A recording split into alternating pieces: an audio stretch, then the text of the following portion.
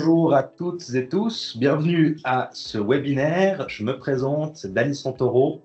Je suis conseiller pour la région de Lausanne dans le cadre de la clientèle privée. Je suis accompagné aujourd'hui pour ce webinaire de ma collègue Marie-France Barbet, conseillère financière. Bonjour Marie-France. Bonjour à toutes et à tous, bienvenue à ce webinaire. Donc, je vais vous expliquer le déroulement de ce webinaire qui est sur le thème du rachat de deuxième pilier, rachat LPP et ou versement complémentaire dans le troisième pilier. Donc, on va essayer d'aller dans les détails du sujet. Le déroulement est très simple, c'est qu'on va se poser des questions. Je vais poser des questions à Marie-France et elle va nous éclairer justement sur ces différents sujets. Je vais essayer en tout cas. Voilà. Au niveau des questions, n'hésitez pas, vous avez une rubrique dans le chat. Vous avez soit la rubrique conversation, soit la rubrique QR. Donc, n'hésitez pas à poser vos questions tout au long du webinaire. Ne vous inquiétez pas s'il n'y a pas une réponse tout de suite. On prendra toutes les questions en fin de webinaire et on y répondra. Alors, je vous propose qu'on rentre presque tout de suite dans le vif du sujet. On va d'abord commencer par, on a l'habitude de le faire, de poser un peu le cadre finalement. Avant ça, une petite présentation sur Retraite Populaire en bref. Donc, qui est Retraite Populaire? Donc, le but de Retraite Populaire, une des missions, c'est de faciliter l'accès à la prévoyance pour tous. Donc, on est une entreprise vaudoise de droit public sans but lucratif. Nous sommes neutres, donc moi ainsi que mes collègues, nous ne sommes pas rémunérés à la commission, donc on fournit vraiment un conseil qui est neutre. Donc, on est attaché bien sûr à nos valeurs qui sont l'efficience, la fiabilité, proximité et la responsabilité. Donc, on est 100% vaudois. Peut-être ça s'entend un peu à l'accent, non, je ne sais pas. On a 212 000 assurés dans le canton et on a été fondé en 1907. Oh, ça se voit pas, ça, par contre. OK. Alors, je le disais tout à l'heure, donc on aime bien poser le cadre. On va parler dans ce webinaire du rachat LPP, deuxième pilier, ainsi que du troisième pilier. Donc, pour nous, c'est toujours important de rappeler le cadre. Donc, finalement, la Confédération, elle a mis en place un système de 3 piliers qu'on va vite évoquer. On vous le présente ici à l'image. Donc, vous avez le premier pilier qui est la prévoyance étatique, la prévoyance qui est obligatoire et qui est constituée de la fameuse AVS et de l'AI, qui est l'assurance invalidité et l'assurance sur la vieillesse et les survivants. Donc, le but du premier pilier, c'est vraiment de couvrir les besoins vitaux à la retraite ou bien en cas d'invalidité ou bien pour protéger la famille. Mais c'est vraiment des petites rentes, c'est vraiment des petits revenus. Ensuite, bien compléter le premier pilier, il y a le deuxième pilier qu'on entend souvent sous le terme de LPP. Ça fait référence à la loi sur la prévoyance professionnelle. Donc, c'est la prévoyance professionnelle obligatoire. Donc, c'est la prévoyance qui est obligatoire pour tout salarié et facultative pour les indépendants. Donc, elle est composée principalement, comme je vous l'ai dit, de la LPP ainsi que de la LA, qui est la loi sur l'assurance accident. Donc, voilà, vous avez les deux premiers piliers qui sont obligatoires et vous avez ce fameux troisième pilier qui est la prévoyance individuelle facultative qui permet de compléter les prestations du premier et du deuxième pilier qui sont très souvent insuffisantes. Et là, on fait une distinction entre la prévoyance troisième pilier A et la prévoyance troisième pilier libre. Donc, la troisième pilier A, c'est celle on a un avantage fiscal, elle est déductible fiscalement. Et le troisième pilier B, qui est de la prévoyance libre. Donc, ça peut être un compte courant. Là, il n'y a pas d'avantage fiscal. On est un peu dans le détail tout à l'heure. Voilà, comme ça, on a posé plus ou moins le cadre du système de la prévoyance en Suisse.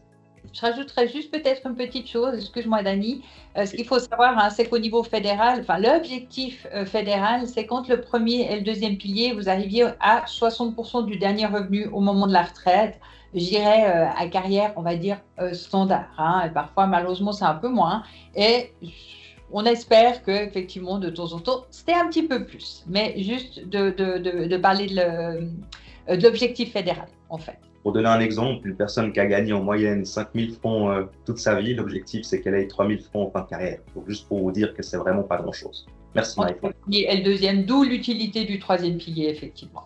Exactement. Alors, j'allais le dire, rentrons dans le vif du sujet de l'objectif de ce webinaire, donc identifier les meilleures solutions. Donc, Marie-France, quand on se pose la question, faut-il opter pour le rachat deuxième pilier ou inversement dans le troisième pilier A complémentaire? Ok, ça c'est un peu, ça commence déjà mal. De quoi on parle déjà? Explique-nous. Ok, alors oui, effectivement, on va voir juste après plus le détail des rachats versus, en fait, on va dire le troisième pilier. Si je prends maintenant, effectivement, qu'est-ce que c'est que le rachat? Le rachat d'année de cotisation dans la prévoyance professionnelle, c'est j'injecte des fonds, on va dire privés, hein, quelque part, dans le but d'améliorer mes prestations à la retraite. Quand est-ce que j'ai des possibilités de rachat? En général, ces possibilités de rachat, c'est si je n'ai pas travaillé quelques années, en fonction des évolutions salariales, changement de caisse de pension aussi. Hein, j'ai peut-être cotisé de longues années selon le strict minimum légal et maintenant je me retrouve dans une meilleure caisse de pension. Hein, le rachat, comment il se calcule finalement? C'est que je prends ma situation aujourd'hui. Qu'est-ce que j'ai aujourd'hui comme capital? Qu'est-ce que j'ai accumulé aujourd'hui comme capital? La caisse de pension, elle va faire un calcul de dire, mais si tu avais toujours été affilié dans ce plan de prévoyance depuis l'âge de 25 ans sur la base de ton salaire actuel, quel est le capital que tu aurais aujourd'hui? Et la différence entre ce que je pourrais potentiellement avoir et ce que j'ai réellement accumulé, ce sont mes possibilités de rachat. Et ce qu'il faut savoir, on va le voir plus en détail après aussi, c'est qu'un rachat par principe est déductible des impôts, donc permet une économie fiscale. Le troisième pilier, c'est de la prévoyance dite individuelle, comme tu l'as dit avant, Dani. Hein, c'est finalement aussi cet objectif de rajouter, on va dire, une couche supplémentaire à ma prévoyance. Après le premier, le deuxième, je peux faire un troisième pilier, qui est en général une épargne, qui peut se faire en banque, en assurance. On va le voir plus en détail aussi après. Il y a des avantages fiscaux. Si je fais du troisième pilier A, il y a une ordonnance fédérale qui encourage finalement cette prévoyance grâce à des mesures fiscales ou grâce à des avantages fiscaux. On y revient aussi plus en détail. Super. Merci Marie-France. Je pense que c'est important qu'on ait ces définitions, comme ça on sait exactement de quoi on va parler pour ce webinaire.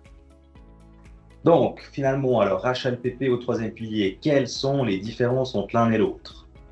Alors, on va les détailler un peu. Ce qu'il faut juste dire peut-être, c'est que le premier objectif, qui va répondre finalement aux deux, c'est d'améliorer les prestations de retraite. Ça, je dirais que c'est l'objectif principal, hein, d'essayer d'améliorer notre prévoyance pour la retraite. Maintenant, on va peut-être passer en revue déjà les rachats dans le deuxième pilier. Première chose, pour pouvoir faire un rachat, il faut une lacune de prévoyance. Donc, la lacune, c'est mon calcul que j'expliquais tout à l'heure. Si je suis au maximum, j'ai toujours cotisé à fond dans ma caisse de pension, potentiellement, je n'aurai pas de possibilité de rachat. Pour savoir si j'ai une lacune, qu'est-ce que je fais? Je m'adresse à ma caisse de pension. En général, la plupart des caisses de pension, elles mentionnent la possibilité ou les possibilités de rachat sur le certificat de prévoyance que vous recevez chaque année.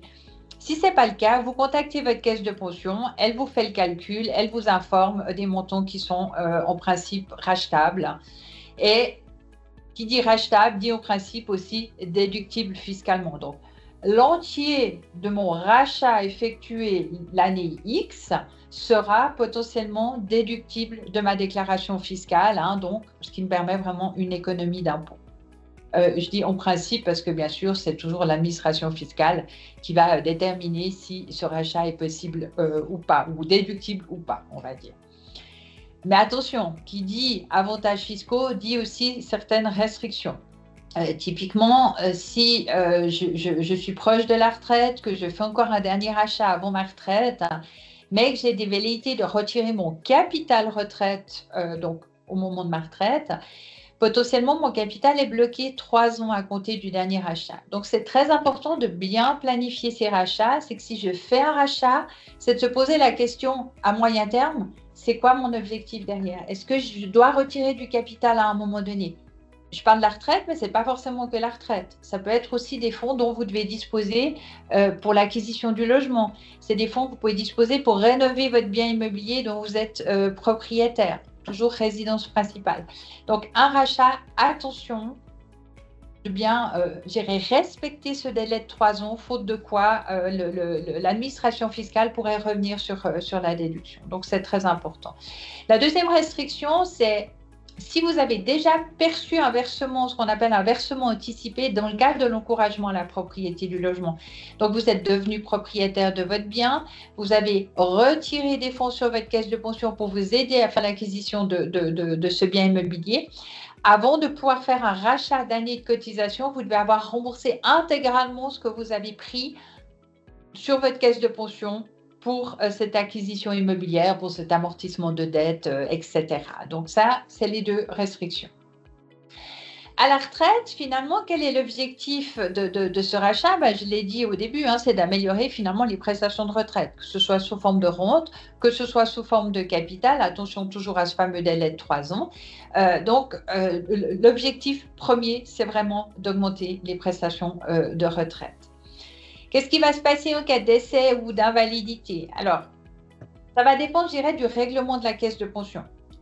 Suivant le règlement de la caisse, un rachat d'années de cotisation va également améliorer vos prestations en cas d'invalidité et décès. C'est à contrôler avec votre caisse de pension quel est l'impact. Mais quel est l'impact aussi si je fais ce rachat et que je décède prématurément, mais que ce rachat n'a pas eu d'augmentation de mes prestations en cas de décès ou d'invalidité. Que se passe-t-il en cas de décès? Est-ce que ce rachat est remboursé en cash, en capital à mes ayants droit? Comment ça se passe? Et ça, c'est très important.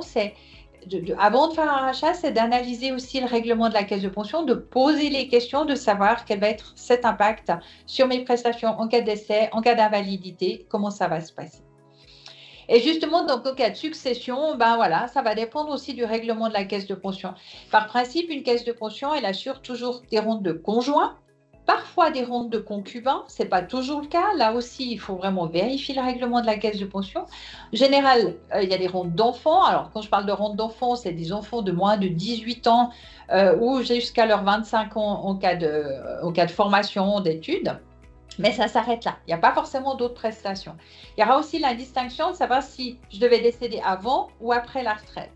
Si je décède avant la retraite et que je laisse ce qu'on appelle aucun ayant droit, pas de conjoint, pas de concubin, pas d'enfants mineurs, potentiellement, je dirais la plupart des caisses de pension vont rembourser le capital accumulé. Mais ce n'est pas le cas de toutes. Je prends l'exemple de la caisse de pension de l'État de Vaud que Retraite Populaire gère, qui est gérée par nous. Si je fais des rachats dans la caisse de pension de l'État de Vaud, je travaille à l'État, je fais des rachats dans cette caisse, que je décède prématurément et que je ne laisse aucun ayant droit, donc de nouveau, pas de conjoint, pas de concubin, pas d'enfant, potentiellement mon rachat est perdu. Enfin, perdu. Il est pour la collectivité, il rentre vraiment il reste dans la caisse de pension de l'État de Vaud, quelque part. Donc, c'est toujours aussi de se poser les bonnes questions. Je fais un rachat, ok, mais quelles sont les conséquences? Il y a des conséquences, bien sûr, positives sur la retraite, mais c'est aussi de s'inquiéter du règlement et des conséquences en cas de décès et d'invalidité. Je passe maintenant au troisième pilier. Le troisième pilier, je l'ai dit, l'objectif est aussi, bien sûr, d'améliorer la situation de retraite sous forme d'épargne, sous forme de capital ou éventuellement sous forme de rente en fonction de la solution choisie. La condition pour pouvoir faire un troisième pilier A, je dois avoir un revenu d'activité lucrative soumis à l'AVS. Que je sois salarié ou indépendante, je dois avoir un revenu soumis à l'AVS. Ensuite, il y a une limite. Cette limite, où il y a deux limites, on dira, et ces deux limites vont dépendre si je suis affilié ou pas, si vous êtes affilié ou pas à la prévoyance professionnelle. Donc, si vous cotisez dans un deuxième pilier, dans ce cas-là, vous pouvez verser et déduire jusqu'à 7 056 francs par année. À noter que l'année prochaine, la limite est augmentée, elle passe à 7 258. Elle est augmentée en général tous les 2 ans. Chaque fois que la rente AVS bouge, la limite du troisième pilier bouge aussi. Si vous n'êtes pas affilié à une caisse de pension prévoyance professionnelle, là, c'est au maximum, vous pouvez verser et déduire au maximum 20% de votre revenu net et au maximum, en fait, 35 280. La limite va passer à 36 000 et quelques. Je vous avoue que je ne sais pas encore le montant par cœur pour l'année prochaine. Donc, on fait toujours souvent la distinction salarié indépendant. Non, c'est la distinction, c'est affilié ou non affilié à la prévoyance professionnelle. Parce qu'il y a des salariés qui ne sont pas affiliés à la prévoyance professionnelle et il y a des indépendants qui le sont. Donc, c'est vraiment la distinction de la limite, c'est vraiment affilié ou non affilié. Donc, en principe, bien sûr, c'est déductible de votre revenu fiscal. Il n'y a pas de raison que ça ne le soit pas, à moins qu'effectivement, vous ne répondiez pas aux critères, on va dire, professionnels, donc pas de revenus, par exemple. Restriction fiscale, il n'y en a aucune. À la retraite, en principe, vous allez obtenir un capital en fonction de la solution choisie. La solution que je peux choisir auprès d'une banque, en général, c'est des comptes, auprès d'un assureur, ou c'est des polices d'assurance, où je vais pouvoir rajouter de la prévoyance, je vais pouvoir me couvrir en cas de décès, je vais pouvoir me couvrir peut-être en cas d'invalidité. Il n'y a pas de bonne ou de mauvaise solution, ça va dépendre des besoins de chacun. Donc, la couverture, justement, en cas d'invalidité et décès, elle est possible par des produits de prévoyance troisième pilier auprès d'un assureur. La banque, comme je l'ai dit, c'est vraiment un compte. Et qu'est-ce qui se passe en cas de décès? En cas de décès, mon troisième pilier va être remboursé aux bénéficiaires désignés par l'ordonnance sur le troisième pilier. En gros, c'est le conjoint. À défaut, c'est les descendants directs. Et dans cette même catégorie, on va retrouver le concubin, la concubine. C'est un compte vie commune ininterrompu. À défaut, les parents, les frères et sœurs et les autres héritiers. Donc, il y a un ordre qui est fixé par l'ordonnance sur le troisième pilier où on peut modifier 2 ou 3 paramètres, on va dire. Donc, voilà un peu les différences rachat, troisième pilier A, les avantages et les inconvénients de l'un ou de l'autre. Super, merci beaucoup Marie-France, c'était très complet. On voit qu'il y a quand même beaucoup d'éléments, donc il faut se poser les questions, en tout cas être proactif, contacter la caisse de pension. Mais merci beaucoup. C'est très important, effectivement. Donc maintenant qu'on a vu un peu les différences entre l'un et l'autre, c'est clair qu'il faut qu'on se pose les bonnes questions, il faut vous poser les bonnes questions. Ces questions principales peuvent être liées à l'achat d'un logement. Ces questions aussi par rapport à l'amélioration de votre prévoyance retraite, éventuellement effectivement financer une retraite anticipée aussi. Comment améliorer votre prévoyance en cas d'invalidité ou décès si c'est un objectif. Finalement, quand vous posez ces questions, selon les réponses, qu'est-ce qui pourrait être amené à plutôt s'orienter, suivant les réponses, je laisse ma réponse pour la suite, pour quel objectif, quelle solution? Ok, alors on va y aller dans l'ordre. Là, on commence finalement avec le troisième pilier, à quel type de besoin ce troisième pilier peut répondre. Si votre objectif est de mettre de l'argent de côté aujourd'hui pour acheter un logement à court moyen terme, on va dire, vous avez tout intérêt à le faire sur un troisième pilier A. Pourquoi? Ce qu'il faut savoir, lorsque j'emprunte, vous allez emprunter, vous allez trouver une banque, un assureur, une caisse de pension pour emprunter, pour acheter votre bien immobilier. Le bailleur, ce qu'on appelle le bailleur de fonds, va exiger un certain niveau de fonds propres. En l'occurrence, c'est minimum 20%, plus encore des frais d'achat. Sur ces 20%, vous devez amener au minimum 10% de fonds autres que le deuxième pilier. Donc, c'est important. Oui, mais tout ce qu'il y a au deuxième pilier, mais au moins 10% autre que du deuxième pilier. Donc, c'est important, effectivement, si vous voulez faire l'acquisition d'un logement à court moyen terme, d'économiser sur de l'épargne standard ou sur un troisième pilier A, de profiter de l'avantage fiscal, parce que ces fonds, effectivement, doivent pouvoir couvrir ce fameux 10% qui est exigé. Donc, achat d'un logement, je vous conseille de privilégier le troisième pilier A, sous forme de compte en banque ou sous forme d'assurance. Amélioration de vos prévoyances retraite, on l'a vu, les deux le font, d'accord? Donc, que ce soit le rachat ou le troisième pilier, de toute façon, l'objectif principal, l'objectif premier, c'est d'améliorer votre prévoyance.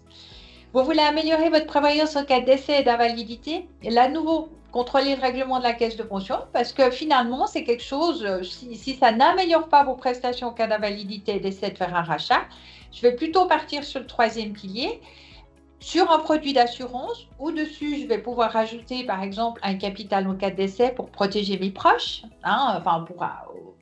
pour protéger moi si je décède, mais que mes proches, finalement, aient des capitaux supplémentaires si je devais décéder, ou d'améliorer ma propre prévoyance en cas d'incapacité de gain ou d'invalidité.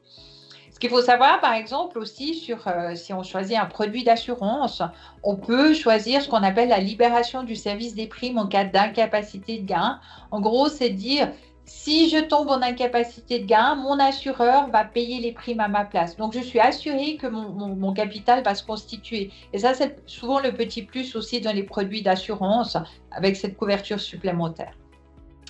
Protéger mes proches après l'achat d'un logement. Hein. En particulier, si je retire encore du deuxième pilier, je demande un versement anticipé de mon deuxième pilier pour l'acquisition de mon logement. Vous voulez peut-être vous assurer que si vous arrive quelque chose, que votre famille puisse garder le bien immobilier, qu'elle ne soit pas obligée de le vendre. Il faut déjà supporter le décès quelque part. Hein. Et si en plus, il faut se séparer du lieu de vie de la famille, ça peut être compliqué. Donc là, je vais peut-être plutôt privilégier aussi un troisième pilier avec une couverture en cas de décès pour être sûr que les proches vont pouvoir conserver le bien immobilier quoi qu'il arrive. Financer une retraite anticipée, là, c'est intéressant. Aujourd'hui, par principe, l'AVS se touche à 65 ans. Alors oui, on peut l'anticiper, mais c'est 2 ans maximum. Et puis en plus, la réduction est relativement forte si j'anticipe de 2 ans ma rente AVS. Vous avez l'objectif de partir peut-être un petit peu plus tôt à la retraite, hein, 62, voire encore avant. Hein, vous pouvez potentiellement partir à partir de 58 ans, mais vous n'aurez pas cette rente AVS. Donc, ça peut être intéressant de se constituer un troisième pilier pour se créer un capital que vous pourrez encaisser alors au plus tôt à 60 ans en l'occurrence, mais qui va vous permettre de faire le joint, de combler vos revenus jusqu'à l'âge AVS, jusqu'au moment où vous allez réellement toucher votre rente de retraite. Donc, pour ces différentes raisons-là, j'oublie des mots, je partirai plutôt sur le troisième pilier, banque ou assurance. De nouveau, la banque, ce sera plutôt de l'épargne qui est disponible peut-être plus facilement. L'assurance, c'est dès que je vais associer aussi de la prévoyance, hein, améliorer aussi les prestations en cas de décès, d'invalidité, etc. Merci beaucoup pour chiffrer un peu pour le dernier point qui est le fait de financer une retraite anticipée. Tu l'as dit Marie-France, hein, le fait d'anticiper l'AVS, il peut y avoir une certaine pénalité, mais en termes de chiffres, si vous arrivez avec un troisième pilier à vous constituer entre 40 et 60 000 francs environ de capital, ça peut déjà vous permettre, c'est déjà suffisant pour combler une rente AVS pendant 2 ans. Donc c'est clair que on voit qu'avec un capital pas finalement si grand que ça, on arrive déjà à combler le manque de l'AVS qui arriverait plus tard. Exactement, tout à fait, merci. Donc maintenant, on a vu la partie de constitution d'un troisième pilier, donc les avantages selon les objectifs, la solution de troisième pilier. Maintenant, du coup, qu'en est-il plutôt si on s'oriente pour la solution de rachat d'année, de cotisation de deuxième pilier? Alors, rachat d'année, effectivement, de nouveau, hein, l'objectif premier, c'est vraiment l'amélioration de la prévoyance retraite. Hein. Et en plus, avec des avantages fiscaux intéressants, hein, puisque par principe, mon rachat est déductible fiscalement. Attention toujours à ces fameuses restrictions, hein, ce délai de 3 ans si je veux retirer du capital, que ce soit pour ma retraite ou avant, par exemple, pour mon logement. Donc, l'objectif principal, améliorer la retraite, c'est de combler des années manquantes, hein, parce que vous avez peut-être pris quelques années sabbatiques, vous avez changé d'emploi, vous avez eu des augmentations de salaire, vous avez changé de caisse de pension. Je l'ai dit tout à l'heure, hein, si vous avez cotisé de longues années selon le strict minimum légal et que vous entrez dans une caisse de pension qui prévoit vraiment du surobligatoire, qui a de belles prestations, on va dire, ben, vous allez vous retrouver qu'un potentiel trou, si je peux m'exprimer ainsi. Donc là, ça peut être intéressant de profiter des rachats et de combler ces années manquantes. L'objectif vraiment, c'est d'améliorer aussi la prévoyance en cas de décès et d'invalidité selon le règlement de la caisse de pension. Toujours vérifier le règlement. Un rachat d'années de cotisation ne va pas systématiquement améliorer les prestations en cas d'invalidité et décès. Je prends l'exemple d'une caisse de pension qui assure des prestations en cas d'invalidité et décès en pourcent du salaire. Ben, si je rachète des années de cotisation, ça n'améliorera pas ces prestations-là. Donc, c'est toujours vraiment important de s'adresser à sa caisse de pension, mais aussi, alors caisse de pension, mais aussi par rapport, alors je reviens sur les prestations retraite. Mais ce rachat, ça va m'améliorer comment mes prestations de retraite? Est-ce que ma rente sera intéressante à la fin ou pas? Voilà, c'est toujours important effectivement de se poser cette question et surtout aussi de bien planifier le cas échéant ces rachats, pourquoi pas sur plusieurs années, en fonction de votre capacité à investir dans votre caisse de pension. C'est toujours bien de la planifier sur plusieurs années. Donc, l'objectif vraiment du rachat, hein, améliore la rente de retraite, on l'a dit et redit. Ça peut être aussi un rachat pour améliorer sa retraite avant. J'aimerais partir en retraite anticipée, mais moi, je ne veux pas une pénalité sur ma rente. Ma rente, j'aimerais qu'à 62 ans, elle soit équivalente à celle que j'aurais pu avoir à 65. Donc, je peux aussi racheter cette fameuse retraite anticipée, injecter des fonds pour améliorer mon niveau de rente. Et puis, de nouveau, en fonction du règlement de la caisse de pension, décès, invalidité, c'est toujours à bien vérifier près de la caisse de pension. Super, merci beaucoup Marie-France. Donc, la bonne solution, on l'a vu, hein, ça dépend également de la situation familiale, on est d'accord? Alors, oui, alors, c'est vrai qu'on est un peu désolé, finalement, on ne vous donne pas forcément une réponse claire et précise aujourd'hui, parce qu'effectivement, chaque situation est différente. Donc, ça va dépendre vraiment, alors oui, de la situation familiale. Je reprends l'exemple, je l'ai dit avant, caisse de pension de l'État de Vaud. Je suis célibataire, sans enfant, sans concubin. Je n'ai pas forcément intérêt à faire des rachats dans la caisse de pension de l'État de Vaud si tout d'un coup, par malheur, je devais décéder prématurément. On ne peut pas le savoir, hein, on est d'accord, mais c'est toujours se poser la question en fonction de la situation familiale, qu'est-ce que je vais privilégier? L'état de santé aussi. C'est vraiment de dire oui, est-ce que je vais plutôt privilégier un troisième pilier? Je suis plus libre, je sais qu'en cas de décès, c'est remboursé. Quel va être l'impact de nouveau en cas de décès sur ma caisse de pension? C'est toujours se poser cette question aussi. Bien sûr, les objectifs personnels. C'est quoi vos souhaits de retraite? Retraite anticipée, retraite à l'âge de référence de 65 ans. Qu'est-ce que vous voulez faire pour votre retraite? Est-ce que vous devez privilégier une augmentation de revenus? Est-ce que vous devez privilégier plutôt une augmentation de l'épargne, de capitaux, pour avoir une certaine réserve d'épargne ou pour combler votre retraite anticipée? Votre situation globale en matière de revenus et de patrimoine, etc., etc. On pourrait lister encore un petit peu. Et pourquoi pas faire les deux aussi. Et ça va dépendre aussi de la situation financière de chacun et de nouveau des autres réponses hein, qu'on peut donner à ces différentes questions, de voir, ben, oui, si j'arrive à faire les deux, ben, tant mieux. Hein. Je cotise sur mon troisième pilier de manière régulière. Ponctuellement, je rachète des années parce que j'ai un petit peu de sous de côté et que je vais les investir. Et fiscalement, ça reste des opérations très intéressantes. Magnifique. Alors, merci beaucoup. Marie-France, on a vu les caractéristiques, finalement, les différences entre l'un et l'autre. Il y en a beaucoup. On a vu qu'il faut faire attention à beaucoup de choses. Il faut contacter la caisse de pension, il y a des restrictions fiscales. On peut avoir des objectifs aussi qui peuvent être différents. On doit se poser énormément de questions. Moi, je trouve que ça fait quand même beaucoup. Comment est-ce qu'on peut être accompagné finalement dans toutes ces démarches qui on voit, c'est tout un métier finalement. Hein. Qu'est-ce qu'on pourrait faire pour être accompagné? Alors bien sûr, c'est d'essayer de se faire conseiller par des professionnels, hein, ça c'est certain. Bien sûr, en amont aussi, contacter la caisse de pension pour avoir deux ou trois informations sur les prestations, etc. Après, on peut aller bien sûr plus loin j'allais dire qu'un simple conseil. C'est un peu péjoratif ce que je dis là, parce qu'un conseil n'est jamais simple. Et puis, c'est vraiment d'accompagner les gens au maximum. Mais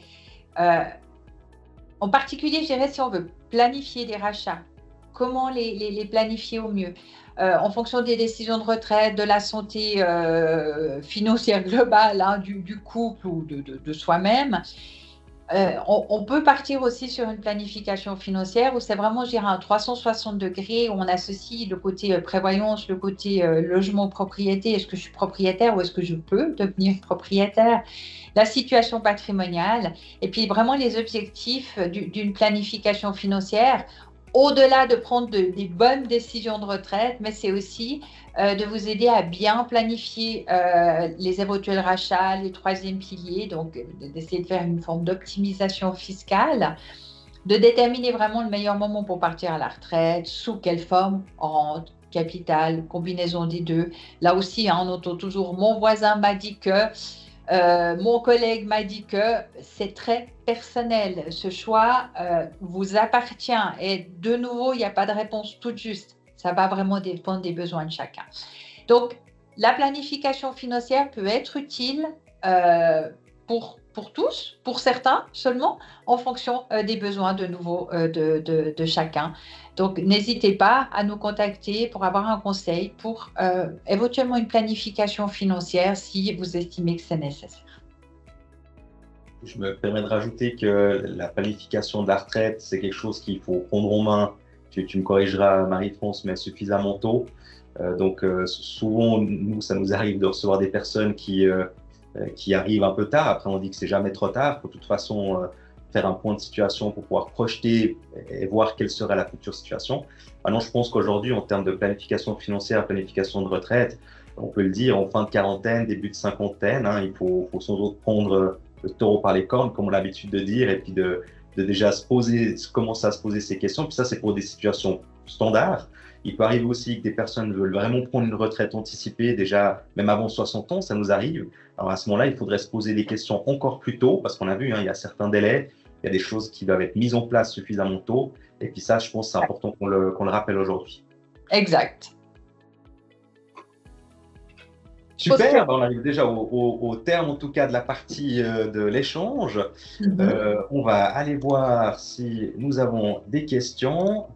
Je vais commencer par la rubrique conversation. Alors, ça, il y a l'air d'avoir de la matière. Alors, parfait. Je vous pose la première question. Merci beaucoup. Donc, actuellement, un deuxième pilier est mis en gage suite à l'achat d'une résidence principale en 2022. C'est important de le dire que c'est en 2022. Est-ce possible de faire des rachats et après les 3 ans obligatoires de reprendre les montants ou plus pour remboursement d'une partie de l'hypothèque pour la résidence principale? Alors oui, et c'est le gros avantage d'avoir mis en gage le deuxième pilier plutôt que de l'avoir retiré, c'est que ça vous laisse cette possibilité de faire des rachats. Donc oui, vous pouvez tout à fait faire des rachats d'années de cotisation. Et puis, alors, vous avez très bien compris en plus le principe, vous devez laisser bloquer votre prestation de retraite au moins 3 ans avant de pouvoir, pourquoi pas, l'injecter à titre d'amortissement de votre hypothèque. Mais c'est tout à fait possible, mais effectivement, faites bien attention à ce délai de 3 ans, jour pour jour, je précise. Hein. Ce n'est pas 3 années fiscales, mais c'est vraiment jour pour jour. Je pense que cette question, elle est très intéressante parce que c'est souvent quelque chose qu'on peut conseiller en plus, donc cette question est bienvenue. Tout à fait. Alors, prochaine question, si je cotise déjà le montant maximal, donc 7056 pour cette année, je comprends que je peux plus ajouter, je ne peux plus, je pense, ajouter de montant pour un rachat éventuel sur un 3A. Ai-je bien compris ou ces limites sont-elles cumulatives? Oui et non. Alors, petit changement à partir du 1er janvier 2025. Donc actuellement, si je n'ai pas cotisé le maximum sur mon 3e pilier, je ne peux pas racheter. À partir du 1er janvier 2025, ou je dirais 1er janvier 2026 plutôt, on pourra racheter les années où on n'a pas cotisé le maximum sur le 3e pilier. Mais ça, c'est... il n'y a pas de rétroactif avant 2025. Donc, je pourrais, à partir de 2026, racheter éventuellement 2025 pour autant que j'ai versé le maximum en 2026, mais pas versé le maximum en 2025. Un peu l'usine à gaz. Donc, si je suis déjà au max du 3e pilier, je ne peux rien faire de plus en termes de 3e pilier A. La seule solution que j'ai éventuellement pour pouvoir profiter d'une éventuelle déduction, c'est des rachats dans le 2e pilier, si j'ai des possibilités de le faire et si effectivement ça vaut la peine de le faire en termes d'investissement, en gros, dans la caisse de pension. Mais je peux faire, bien sûr, un 3A, plus du rachat. Hein. J'ai mis 7056 dans le 3A, ça n'empêche pas que je peux y aller avec les rachats. Hein. Ça, il n'y a pas de souci. Super. Ensuite, alors, quelles sont les conditions, entre parenthèses générales, je ne suis pas sûr que c'était vraiment, mais quelles sont les conditions générales de retraite populaire en cas de rachat deuxième pilier, respectivement? Est-ce que, du coup, avec le fonds de pension de rachat, vaut plus la peine ou mieux vaut s'orienter vers un autre produit d'assurance, sachant que je suis déjà au maximum du 3e pilier? Donc là, je pense que On va surtout, il y a une différence fiscale. Hein. Alors, ouais, pour répondre, alors, si vous êtes affilié dans une caisse de pension gérée par Retraite Populaire, il faut, de nouveau, il faut contrôler parce que ça peut être Retraite Populaire Fondation de Prévoyance, ça peut être CPEV, ça peut être CIP, donc on a différents mandats. Donc, je ne peux pas vous répondre clairement comme ça. Maintenant, bien sûr, ça vaut toujours la peine de faire des rachats, mais il faut contrôler le règlement. Donc, si par contre, vous êtes dans une autre caisse de pension, vous ne pouvez pas vous choisir de changer de caisse de pension. Hein. Ça va vraiment vous dépendre du choix de caisse de pension de votre employeur. Donc, c'est toujours les conditions ou le règlement de prévoyance de la caisse de pension dans laquelle vous êtes qui détermine les rachats. Donc, c'est toujours intéressant de faire des rachats. Maintenant, il faut voir dans quelle caisse vous êtes affilié pour être sûr que c'est intéressant dans votre situation. Parfait. Alors, une question rapide que je vais moi-même donner la réponse. Donc, bonjour, le conseil personnalisé est-il gratuit ou payant?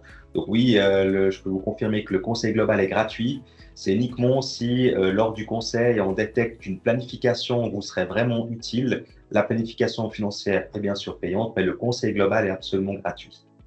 Exact.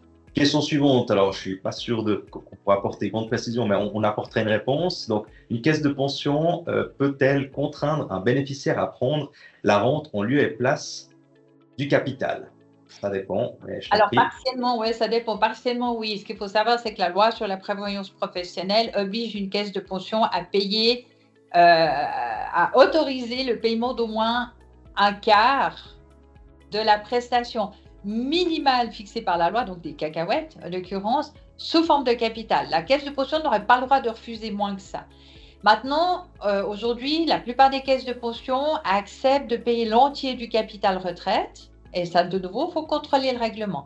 Je reprends l'exemple de la CPEV ou de la CIP, qui sont des caisses, donc Retraite Populaire gère.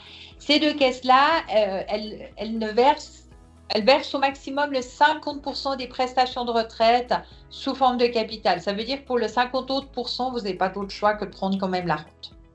Mais de nouveau, contrôlez le règlement de la caisse de pension, quelle part en capital vous pouvez prendre, quel délai vous devez donner aussi à la caisse de pension pour faire votre choix au moment de la retraite entre le capital et la rente.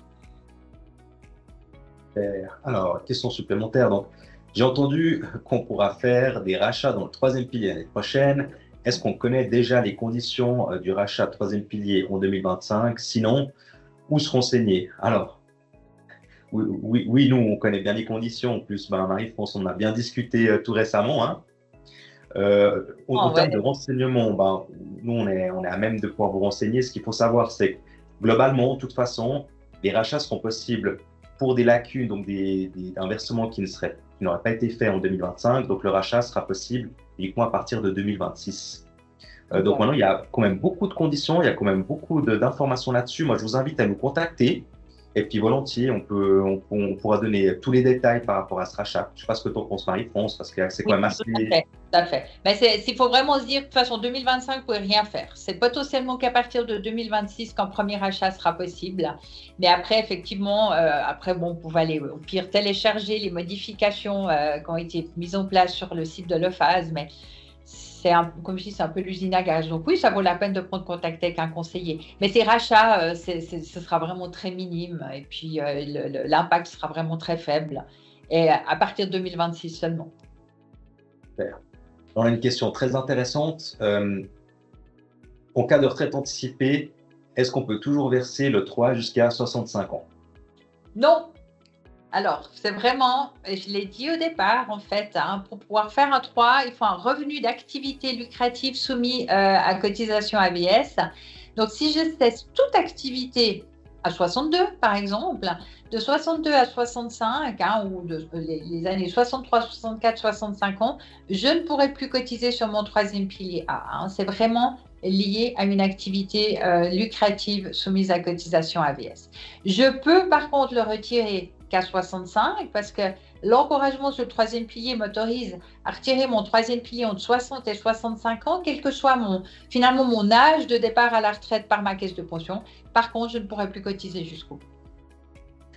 C'est exactement, et j'ajouterais, je ne sais pas si c'était l'objet de la question, c'est que si par contre, en contradiction à ce que dit Marie-France, vous ne prenez pas une retraite anticipée totale, mais que vous prenez une retraite anticipée partielle, donc vous maintenez quand même un minimum d'activité lucrative, là par contre, vous aurez la possibilité effectivement de continuer à verser dans le 3H65 ans, mais comme a dit Marie-France, il faut maintenir au minimum une activité lucrative. C'est juste. Alors, c'est bien. Une dernière question. Je ne sais pas s'il y en a sur l'autre aussi. Puis si jamais, si on n'a pas pu répondre, on répondra par email dans le pire des cas. Volontiers. Donc, on prend encore la dernière question. Et comme dit Marie-France, on ne vous abandonne pas pour les questions qui n'ont pas été répondues. On vous répondra très volontiers. Alors, dernière question. Donc, si on a déjà prélevé son 3 pour une acquisition immobilière, est-ce qu'on est éligible pour les rachats 3A à partir de 2026? Alors, a priori, oui, parce que c'est quelque chose qu'au début, ils avaient mis dans le projet ou l'avant-projet, enfin, c'était mis sur la table. Et si je ne dis pas de bêtises, c'était retiré du projet. Donc, la condition d'avoir finalement retiré du 3e pilier à un moment donné n'est plus bloquante. Ce qui va juste déterminer si j'ai des rachats ou pas, c'est est-ce que j'ai versé ou pas à un moment donné le maximum. Je n'ai pas versé le maximum, je peux racheter cette année-là. Mais le fait d'avoir retiré ne serait pas bloquant. Si je ne dis pas de bêtises, mais je suis assez sûre de moi. Dani, tu confirmes, hein, c'était retiré du projet. Oui, il me semble quand on a effectivement vu un peu tous les détails, il me semble que ça a été retiré du projet, oui. Après, vraiment, comme c'est de toute façon, les premiers rachats pourront être faits en 2026. Et puis, je pense que aussi, courant 2025, l'OFAS, des fois, précise aussi certains points, certaines interrogations. Donc, vraiment, prenez contact avec nous et puis on aura l'information pour vous conseiller dans ce cadre-là. Je vais quand même juste prendre les deux. Il y a deux dernières questions encore sur l'autre chat, parce qu'elles sont assez intéressantes. Le rachat du 2e pilier permet de réduire l'impôt sur la fortune ou sur le revenu. Il réduit les deux, parce que sur la fortune, tout capital investi dans ma caisse de pension sort de ma fortune fiscale, parce qu'on ne déclare pas dans la fortune les avoirs qu'on a sur le 2e pilier, ni sur le 3e pilier A, d'ailleurs. Et puis après, en plus, ça réduit l'impôt sur le revenu, puisque, comme on l'a dit, un rachat par principe est déductible. Donc, l'année où le rachat est fait, potentiellement, je paye moins d'impôts. Et une autre question, comment choisir entre épargne classique ou 3A sans assurance? Alors, une épargne classique, je dirais que c'est plutôt pour répondre à un besoin à court, moyen terme. Je vais acheter une voiture, je veux partir en vacances, j'ai un projet, je sais pas, de période sabbatique et j'en passe. Je partirais plutôt sur de l'épargne traditionnelle. Et le 3A, nouveau, c'est l'objectif retraite, mais en sachant que je peux retirer ce capital pour l'acquisition d'un logement, hein, constituer des fonds propres pour un logement. D'ailleurs, si jamais sur le Instagram de Retraite Populaire, il y a une vidéo d'une de nos collaboratrices qui explique plutôt l'épargne court terme et l'épargne long terme. Je vous invite à aller jeter un œil. Elle est très sympa, où elle explique justement quand est-ce que je vais plutôt faire une épargne à court terme, quand est-ce que je vais plutôt choisir un 3e pilier A. Donc, n'hésitez pas à aller voir sur l'Instagram de Retraite Populaire. Puis, si vous ne suivez pas encore Retraite Populaire sur Instagram, ce sera l'occasion de le faire. Merci Marie-France. Super. On est bon avec les questions?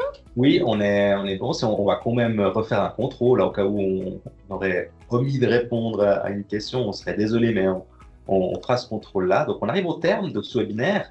Il y avait juste quelqu'un qui demandait si les slides vont être envoyés. Alors, oui, se faire notre service de la communication.